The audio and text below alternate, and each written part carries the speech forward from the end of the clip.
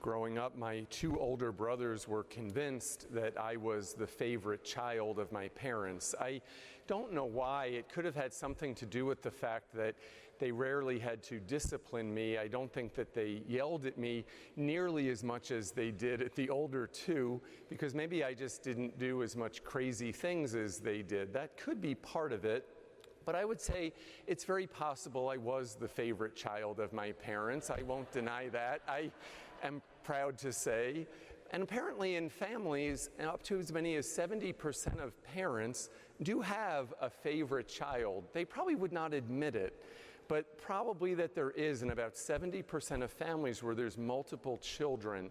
And it's not that there's necessarily a favorite. Apparently, by the way, in that 70%, half of those that say they have a favorite child, half the time it is the youngest child who is the favorite, and a quarter the oldest, and then about a quarter for the other children that are kind of in between. But I would say that apparently it's not that the parents love the children anymore, but there might be just a preferential treatment of that child. You know, we all have people that we gravitate to. And so as a parent with some of their children, they may have more in common with them. They may, especially as they get older, may have more to discuss, to talk about. They may have more interests that are aligned together. But again, if you are the oldest or the middle child, it means you're not loved any less by mom and dad. But it's just they may just kind of gravitate a little bit more to one or another. Now, apparently, one gentleman once said, I found this little quote, and it said that my children always accuse me of having a favorite child, but frankly, it's ridiculous because I don't like any of them. I don't know if that's true or not because I'm not a parent, but I would like to think that you may not like some of the things they do, but you always love them in a very special way. Tonight in our gospel reading, we hear about the apostles who are arguing. What are they arguing about? They're really arguing about which one is the favorite child. Which one is the favorite of Jesus? Is it the one maybe who is the strongest, who's caught the most fish? Is it the one who perhaps left the most behind, the most successful career, or the tax collector? Is it the one perhaps who is able to talk the most or have the most beautiful words to say? Is it the one who is there with Christ more than the others? You know, Jesus asks them along the way, what are you arguing about? It seems ridiculous, actually, that grown men would be arguing about this, that they would not have felt confident or comfortable in knowing that each of them was chosen. Each of them was invited to follow Christ. There was no favorite there among the 12. They each were loved. And so when Jesus is speaking with them on this journey, and it's just the apostles with Jesus, notice how Jesus tells them that he's going to die and he's going to suffer. They don't care anything about that. They're afraid of that. They don't want to talk about this potential negative circumstances that are going to happen to their leader. No, they only want to talk about themselves. You see, the apostles were very, very human. They were very much just like us. And so really, for them to be discussing among themselves which one was the greatest, maybe they wanted to do that to boost their own ego, to make sure that they felt confident that even when tragedy or sadness would come their way, that they would still be able to be seen as believers. Jesus tells them, you need to adopt a heart like a little child. You see, in that biblical culture, children did not have a status in religion or a status in the social world. There was incredible innocence, as there is today. That in adopting a heart like a little child, there is that ability to follow purely and to follow completely the way of Christ.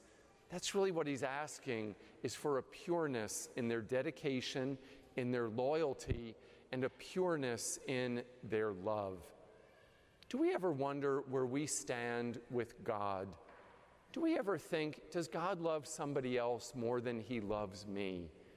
Does God favor someone else because of the fact maybe they have more things, more success, more prosperity? No. God loves each of us as if there were only one of us. St. Augustine had that as a beautiful quote.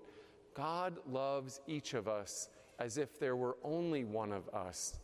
Because you see, God is the co-creator of us, of our soul and of our body. And deep inside each one of us, God has implanted a mirror so that when he looks into our soul, guess what he sees? Himself. He sees his own image. He sees his own likeness. So for us this evening, we should all be striving not to be the greatest in God's eyes, but perhaps to be the one who is loved as everyone else is loved. Perhaps to be the one, as Jesus says, the one who is greatest is that who is the servant of all, which means the one that's not concerned about getting their hands dirty for the sake of the kingdom. The one that's able to leave themselves behind in order that they can follow Christ. Because when we see less of ourselves and more of Christ, then we realize that we have a future with him. And it's not a future with Christ that we're called upon to be ambitious about. Thomas Merton once said, "When ambition ends, happiness begins." He was a great spiritual writer. When ambition ends, happiness begins. So for us tonight to think of asking the Lord, Lord, how can we be great in your eyes? It's different for every person. It's different for every person. But when we work hard at being the best that we can be, at following him and being the servant of others, well then, maybe then, and only then, will we be seen as his favorite child. I remember growing up, my mother once got a fortune cookie. And in the fortune cookie, she opened it up and it had like a nice little saying there on it. And I don't believe in fortune cookies, but we always like to kind of open them up and see what does it say. And this little one on the little piece of paper, it said, "There's only one beautiful child in the world, and every mother has it." That's how God looks at every one of us. Every one of us are beautiful in his sight. There's no point in clamoring to see who is the greatest, but maybe we should not be asking who is the greatest, but asking how can we become greater in God's eyes.